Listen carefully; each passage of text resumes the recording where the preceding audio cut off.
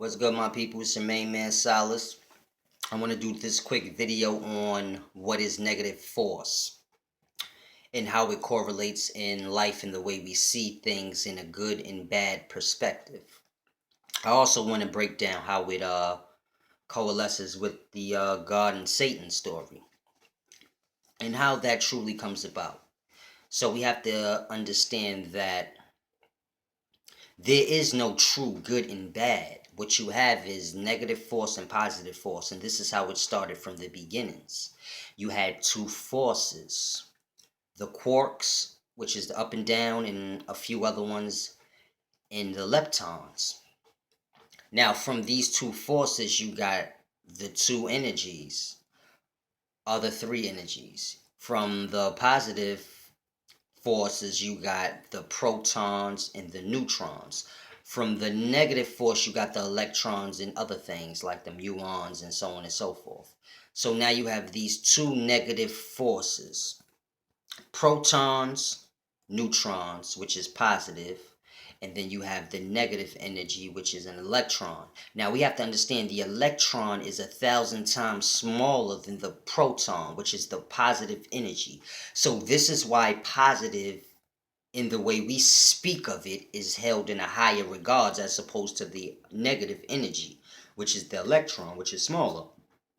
But as far as power go, the electron, the negative energy, is pretty much, you could say, 1,000 times stronger than the proton, because this is what brings the electrical charge, meaning basically the light.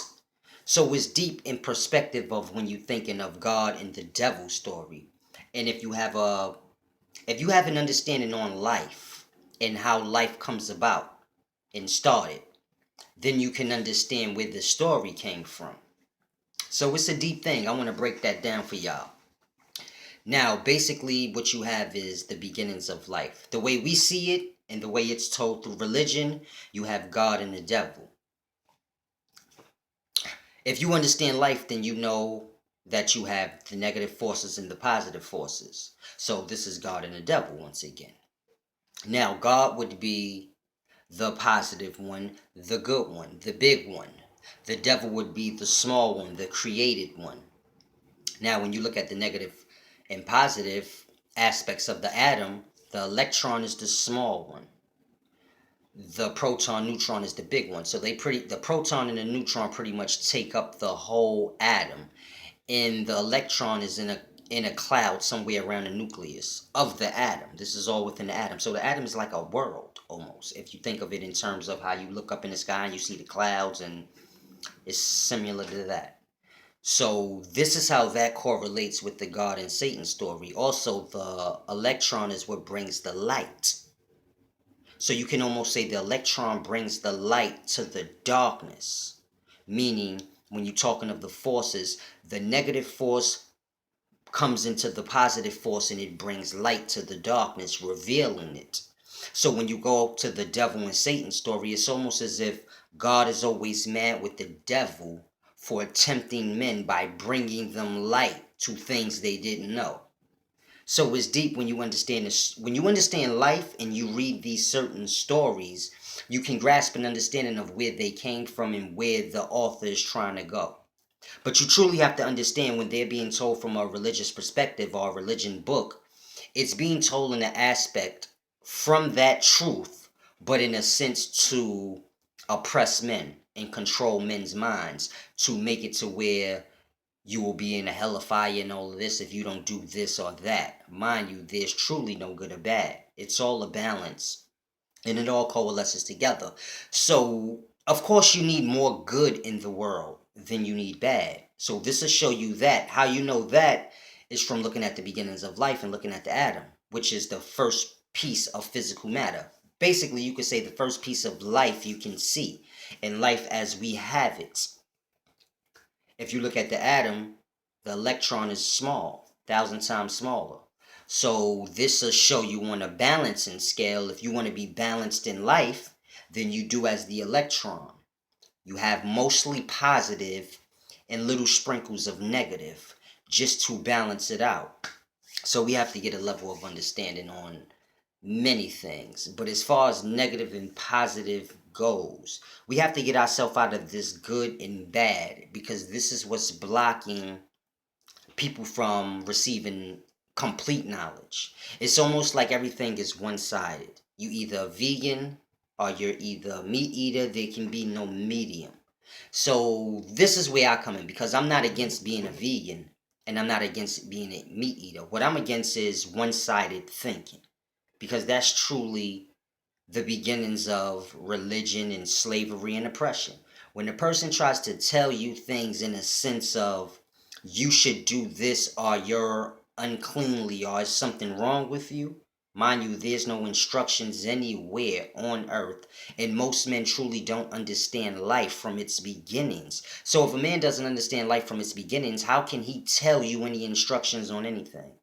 So we got to get to a level to understand the beginnings of life, the quarks and the leptons, all the way down to the atom. And then you can balance your life out like the atom. See, you have the proton, the neutron, and then you have the atom, which is way smaller than these two positive energies, and is pretty much just bringing it to life in a sense, or sparking it, bringing light to it. And it's almost like the merge of the two, the positive and the negative energies, is pretty much how you get the physical that you see. So it's like the electron brings the unphysical to light. The things that's not supposed to be seen, the electron brings that to light. So if there was no electron, you would never see the positive energy. You would never see anything. Put it to you in that sense. Everything would be in darkness. But the electron brings light and you can see everything. This is why the atom is the first piece of what physical matter is, because this is the light being brought to the darkness. So we have to understand, if you want to balance your life out and you understand life from its beginnings, you can go according to the atom. The atom is mostly positive with a little smidge of negative. The neutral balances it out. So it's almost like you have positive, negative, and then you have the neutral, the medium. It's almost like in life, you have women, a man, opposites. The child is the medium. It's half of both, or it mellows out both. So it's a deep thing. And if we can start to grasp life for what it truly means from its beginnings, because it seems like, well, as far as when I was growing up, and even now in the daytimes, everyone speaks of life from the man level, or the third dimensional level, the life that we live now. We speak of life from this start. So when we speak of God and things of this, it's always in a man's perspective. And this is why everything is told in a man's perspective, but it's truly tales of the beginnings of life. So it's a deep thing, but we tell everything in man's perspective because most men knowledge do not go prior to this existence. They have no understanding on how life and the ascent of life and all of these things. So we get told the story from the middle, and this is where you get a lot of lost things being told, because people build on those lost things. It's almost like going off track, and then others that come later, they're completely off. So this is how you get all the ghostly stories and all of these things are misconceptions. Now, this is not to say a person hasn't seen a demon. A person on drugs could say they seen a demon, and we would view them as crazy because they're on drugs. A person not on drugs could see a demon, and certain people would gravitate and say they seen the demon. So I'll just leave that in a balance, and we can figure it out how we figure it out. But true reality is the reality that everyone shares. So if 100 people in a room and they see the same thing all at once, like if I put an apple on a table and we all see the apple, then we know that's the true reality. The reality that's just in your mind is the reality that only you can see. Now, like I said, I'm not going to get into if that's on a person, on an individual level to dive into. The knowledge is the knowledge. So you figure what a crazy person or a high person sees that no one else sees is deemed crazy. What a person that isn't high sees is not deemed crazy by most or some, whoever believes in that kind of thing.